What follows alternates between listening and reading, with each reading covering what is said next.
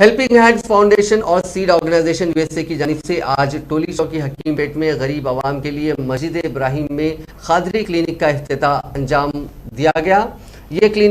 इस क्लिनिक में गरीब आवाम के लिए सब कुछ मुफ्त रहेगा, जैसे डायग्नोस्टिक टेस्ट, डॉक्टर्स की फीस और दवाई ये बिल्कुल मुफ्त रहेगी। हेल्पिंग हैंड्स फाउंडेशन की तरफ से ये मस्जिद में 5वीं ब्रांच का इफ्तिताह किया गया है। इस मौके पर हेल्पिंग हैंड्स फाउंडेशन के सदर मुस्तफ़ा हसन अस्करी और सीड यूएसए के हबीब खादरी ने मीडिया से बात करते हुए तफसीलात से वाकिफ करवाया।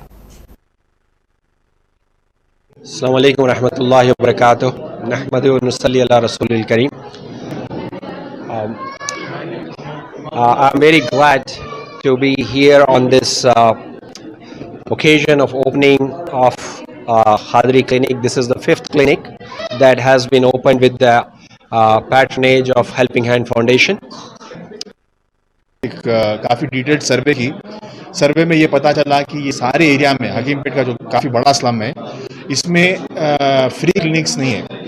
यहाँ जो भी क्लिनिक बस्ती दवाखाने हैं यहाँ से काफ़ी दूर है।